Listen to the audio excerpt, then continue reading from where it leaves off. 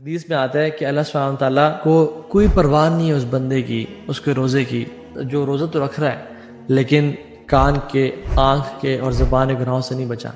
لیس لہ الا الجوع، اس کے لیے کچھ بھی نہیں ہے سوائے بھوک کے۔ جو کانوں کے گناہ سے نہیں بچتا، یعنی غیبت بھی سن رہا ہے، میوزک سن رہا ہے، سارا دن موویز دیکھ رہا ہے، آنکھوں سے نہیں بچتا، یعنی یا تو وہ ایڈکشن کا شکار ہے، یا وہ نامحرم خواتین کو دیکھ رہا ہے، یا وہ سیریز پہ سیریز دیکھا جا رہا ہے،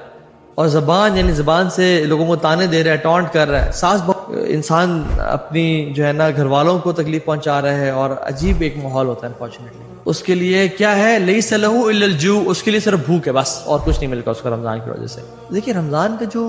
روزے ہیں نا، اس کی ایک اللہ تعالیٰ ٹریننگ کر رہے ہیں، حلال ایک ٹریننگ، کہ میرے بندو بریانی حلال ہے، پیزا حلال ہے، ٹکے حلال ہیں، سب حلال ہے، لیکن تم میرے کہنے پہ صبح فجر سے لے کے مغرب تک نہیں کھاتے، حلال چیزوں سے ہی بچتے ہو، تو تم باقی دنوں میں، باقی سال کے 11 مہینوں میں حرام سے کیوں نہیں بچ سکتے میرے کہنے پہ؟ ایک تو جب ہم حلال چھوڑے ہیں،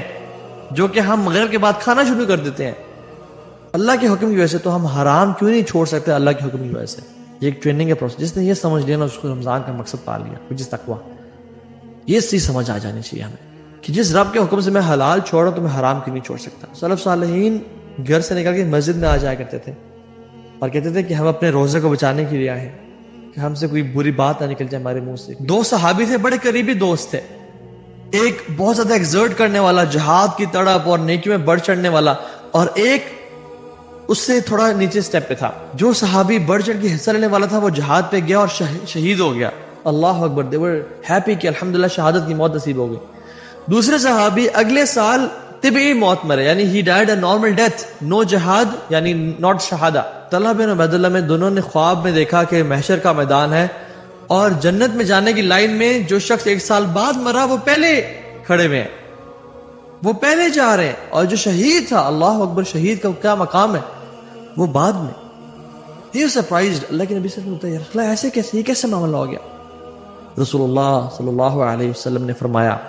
کہ تم نے کیا اس کا رمضان ہی کاؤنٹ کیا؟ اس سے رمضان کے روزے رکھے، اس نے قیام اللیل پڑھا، اس نے صدقہ خیرات کیا، قرآن کی تلاوت کی، اپنے رب سے دعائیں کی، اپنی نیتوں کو صاف کیا، اپنے گناہوں پہ رویا، کیا تم نے وہ کاؤنٹ نہیں کیا؟ واللہ one Ramzan can make a big difference in our lives۔ میں دعا کرتا ہوں کہ یا اللہ آپ ہمیں توفیق بخشیں کہ ہم رمضان میں بہت کچھ اچیو کر سکیں، بہت کچھ نیکیاں سمیٹ سکیں، اور آپ کو راضی کر سکیں، اپنے گناہوں کو بخشوا سکیں، اور یا رب یہ رمضان وہ رمضان بنا دیں کہ جس میں آپ ہمارے لیے جنت الفردوس کے فیصلے کر دیں، اور ہمیں جہنم کی آگ سے ہمیشہ ہمیشہ کے لیے